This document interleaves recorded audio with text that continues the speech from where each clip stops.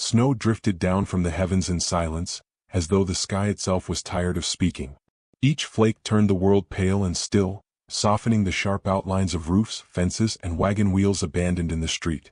Lantern light flickered behind frosted glass, casting yellow pools onto the whitewashed ground. But the quiet wasn't peace, it was the hush of a town that chose to watch rather than welcome. Mae Callahan stood at the far edge of the main street, her thin shawl pulled tight as though she could shrink herself small enough to escape the stares. Her boots were worn through at the toes, her breath a thin cloud that carried no warmth. The snow caught in her hair, dampening dark strands that fell against her face, and though she tried to look nowhere at all, she felt the eyes of the town follow her like hungry wolves. She knew what they whispered. Ruined woman. Foolish girl. Not fit for decent company. She had been promised something different once. A ring, a home, a man who swore he'd claim her before God and neighbor alike. But the day came and the groom never did. His horse was gone, his tracks pointed westward, and with him went every scrap of respect she thought she had left. The church bell tolled an empty hour, and Mae had been left standing with flowers in her hands and shame poured over her like cold water. Since then she lived with the weight of a story she did not choose but could not erase. That night she sought shelter in the tavern, if only for warmth. The door creaked open, spilling light and laughter, and for a moment she thought she could blend into the shadowed corners. But Hattie Lou, with her sharp tongue and sharper eyes, caught sight of her. "Well now," Hattie called over the rim of her whiskey glass, "look who's still haunting our streets. Surprised you haven't taken the stagecoach out of shame." Laughter rippled through the room, low and mean. Mae lowered her gaze, gripping her shawl tighter. The scent of smoke and whiskey thickened the air, pressing against her like a wall. Sheriff Buckley, seated by the stove, gave a disapproving grunt but said nothing to stop it. His silence was judgment enough. Mae backed out before the laughter swallowed her, before the sting of tears made her stumble. She crossed the street, snow soaking through her boots, and made for the abandoned shack she had claimed at the town's edge. Its roof sagged, its door hung crooked, but it kept the wind from cutting her to the bone. She lit a stub of candle and pressed her hands close to it, praying hunger would not keep her awake. It was then that the sound of hoofbeats reached her, slow and heavy through the snow. Mae lifted her head. From the darkness emerged a man astride a broad-chested horse. Two small bundles wrapped in furs perched behind him. His figure was tall, broad-shouldered, his beard rough with frost. When he dismounted, the snow crunched beneath boots meant for long miles. He did not linger in town chatter. The way the others watched him made clear he was set apart. Jonah McGraw. She had heard the name murmured, half in respect, half in wariness. A mountain man who kept to his land beyond the ridges, who came into town only when supplies demanded it. Widower, father of two. A man carved from silence, whose eyes seemed older than his years. Mae caught only a glance as he passed her, but in that moment something flickered, curiosity perhaps, or the recognition of another soul living outside the circle of belonging. The children clung close to him. One, perhaps 12, with wary eyes too sharp for her age. The other, no more than 7, tucked her face against her father's coat, peeking out with the soft openness of one not yet hardened by grief. They disappeared into the mercantile, then the blacksmith's. Jonah's voice was rarely heard, yet his presence filled every doorway he stepped through. By the time Mae returned to her shack that evening, her candle nearly gone, she thought of him only as one more figure carved from the cold of this land, distant, unreachable, not meant for the likes of her. But the snow has a way of weaving paths unseen. Days passed, hunger gnawing at her more fiercely. She gathered fallen branches, tore scraps from abandoned crates, anything to keep a flame alive. Her body grew weaker, her spirit thinner, until even the small dignity of keeping her chin high seemed too heavy to bear. It was then, when the wind howled and the walls of her shack rattled, that she heard the knock. A heavy, unhesitating sound against her crooked door. She pulled it open and there he stood. Jonah McGraw, his beard dusted with snow, his eyes dark as river stone. Behind him the storm swirled. He wasted no words. "I need a mother for my girls," he said, his voice low, roughened by years of mountain air. "You need shelter." The words struck her harder than any insult Hattie Lou had ever thrown. They were not a proposal, not even kindness. They were a bargain, spoken plain, stripped of tenderness. Mae swallowed, her pride rising like a shield. "You think I'm so desperate I'd take your charity?" Jonah's gaze did not waver. "It isn't charity. It's survival." The storm hissed behind him, snow swirling in impatient gusts. Mae's fingers tightened on the shawl at her chest. Survival, was that all she had left? She thought of the townsfolk's eyes, of nights shivering with hunger, of the girls' curious faces peeking from behind their father's coat. Her voice cracked, softer now. And what of your daughters? What if they hate me? Jonah shifted, a muscle twitching in his jaw. They'll learn. It was not promise, but it was possibility. And that was more than she had been given in a long time. Mae nodded once, sharp as though agreeing to a business deal. But her heart trembled beneath the steady mask. The ride to his homestead was long and cold, the horse's breath pluming in the night air. Mae sat stiff behind him, clutching her shawl, while the girls peered at her with silent curiosity. The eldest, Tessa, guarded her sister with an arm, her gaze mistrustful. The younger, Annie, whispered something into Tessa's ear, a giggle muffled against fur. By the time they reached the cabin, Mae's body was numb. But when Jonah opened the door, warmth spilled out. The room was simple, log walls, stone hearth, rough-hewn table, but it was a fortress against the storm.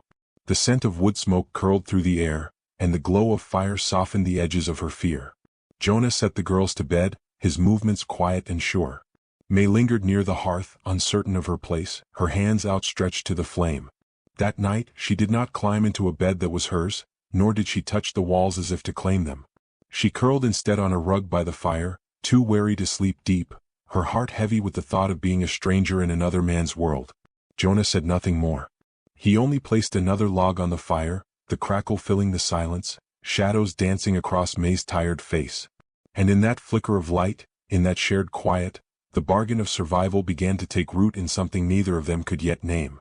The days that followed settled over Mae like snow, quiet, heavy, reshaping everything she thought she knew of herself. The cabin's walls held her, though she felt the distance in every board. The girls watched her as though she were some strange creature left at their door. Annie's wide eyes held curiosity, even warmth, while Tessa's sharp gaze weighed and measured, never forgetting that Mae had not been here when their mother's hands once tucked them in. Mae rose early, before the frost burned white on the windows, and stoked the fire so the children would not wake to a cold hearth. She mended what she could, Jonah's shirts worn at the elbows, Annie's hem torn from play, the thread tugging with stubborn patience through thin cloth. Her hands ached, but there was dignity in the small work, dignity she had thought gone forever. Jonah moved through his days with the steadiness of stone. His words were few, his presence filling the space like a low hum. He chopped wood, tended to the traps, checked the livestock, the rhythm of survival etched into every muscle. At night, he sat by the fire, the glow softening the stern lines of his face, and though he rarely looked at her directly, Mae felt his eyes flicker toward her when he thought she wasn't watching. The girls began to soften in different ways. Annie brought Mae pine cones as gifts, small treasures pressed into her hand with a smile that warmed the chill around her heart. Tessa resisted longer. She lingered in doorways, listening as Mae told Annie stories of her grandmother's farm back east or sang an old lullaby cracked and tender. But one evening, when Mae braided Annie's hair by firelight, Tessa sat down beside them. She said nothing, but when Mae's hands reached toward her, Tessa did not pull away. Yet outside their cabin, the world was less forgiving. News traveled fast in small towns, and gossip ran quicker than snowmelt. At the mercantile, Mae heard them, Hattie Lou's laughter cutting through the air, declaring loud enough for all to hear, Jonah McGraw let the ruined girl under his roof. Guess mountain men don't have the sense God gave a mule. The words burned, sinking into Mae's skin like frostbite. She stood frozen, a sack of flour in her arms, while whispers swirled around her.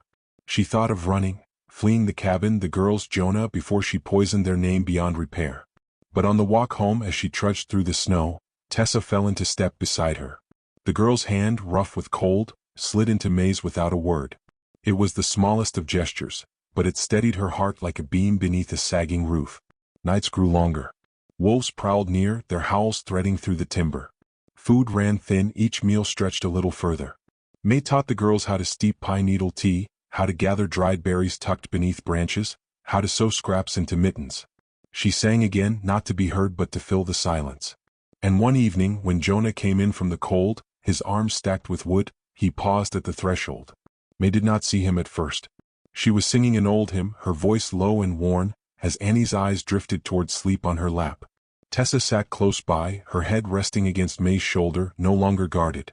Jonah stood in the doorway, his breath caught. Something unspoken passed across his face, grief, remembrance, perhaps even longing. He did not enter right away. He watched. And later that night, when Mae had gone to rest, he sat by the fire and took her boots into his hands, repairing their torn soles with quiet care. She never saw him do it, but in the morning the boots were whole and she knew. The thaw between them was slow, carried in small acts. The way Jonah left the choicest cut of meat on her plate without a word. The way Mae saved the last piece of bread for him after the girls were fed. They never spoke of these things, but they stitched something stronger than either expected. Still, the town did not forget. One night, when the moon lay hidden and the storm pressed heavy, riders came up the path. Voices shouted at the door, led by Hattie Lou, who had gathered others to her side. They demanded Jonah send Mae away, claiming she would taint the girls' futures, curse them with her disgrace. Mae's heart thudded against her ribs as Jonah stepped into the doorway, the storm at his back. He said nothing at first, his silence thick as the mountain itself. Hattie's voice rose sharper, her words arrows tipped with spite. "She's a stain on your name, Jonah McGraw. The girls'll carry it on their backs. Best rid of her now." Jonah's jaw tightened, but his voice when it came was iron. "You'll leave this place." The crowd shifted uneasily, but Hattie pressed again. "You think you can fight the judgment of decent folk?" Jonah stepped forward, the snow crunching beneath his boots, his eyes dark as stone. "I don't live by your judgment." The words ended it. The riders left, grumbling into the storm. But Mae stood inside, trembling, her bag already half-packed. She thought of the girls, of the shame she had dragged into their home, and she wept quietly, certain she could not stay without destroying them. It was Annie's fever that stopped her. The storm raged, snow sealing the world in white silence, when the little one grew hot and restless, her small body burning with sickness. Mae dropped everything. She gathered cool cloths, pressed them to Annie's brow, rocked her through the night, whispering prayers she had long forgotten. She would not leave, not while a child needed her arms. Her hands trembled with fear, but she did not falter. Jonah came to her side, his face carved with worry, and for the first time she saw the depths of his fear, not the fear of wolves or hunger, but the terror of losing another piece of his heart. All night Mae kept watch, her body weary but unyielding, her voice soft in the fevered dark. When dawn bled pale through the window, Annie's fever broke. The child's breathing eased, her small hand curled around Mae's fingers, refusing to let go even in sleep. Relief swept through Mae like sunlight breaking the storm. She looked up then, and Jonah was watching her. His eyes held something new, something unguarded. He stepped closer, the weight of silence between them breaking at last. "You belong here," he said, his voice rough but steady. "With us." The words cracked something open inside her. Not pity, not bargain, but belonging. Mae bowed her head, tears falling hot against her chilled skin. For the first time since shame had wrapped its chains around her, she felt them loosen. When spring finally came, it did not rush. It crept slowly, melting snow drip by drip, coaxing green shoots through the thaw. Mae planted wildflowers near the cabin, her fingers pressing seeds into the soil while Annie and Tessa laughed nearby. The air smelled of earth instead of frost, and the mountains seemed less like walls and more like guardians. Jonah stood beside her, his silence no longer a wall but a shelter. He did not reach for her hand, but his nearness was vow enough. The girls' laughter rang out, and Mae closed her eyes, letting the sound fill every hollow place inside her. Life had not given her the story she thought she would live, but here in the quiet grace of small gestures, she had found something truer. And if you, dear soul, carry shame heavy on your back, know this: there are places where judgment cannot follow, homes built not on words but on the quiet keeping of one another. Love is not always thunder. Sometimes it is only the sound of fire crackling, of boots mended in secret, of a hand reaching for yours in the snow. The snow melts always, and when it does, you may find that survival has bloomed into something softer, something like home.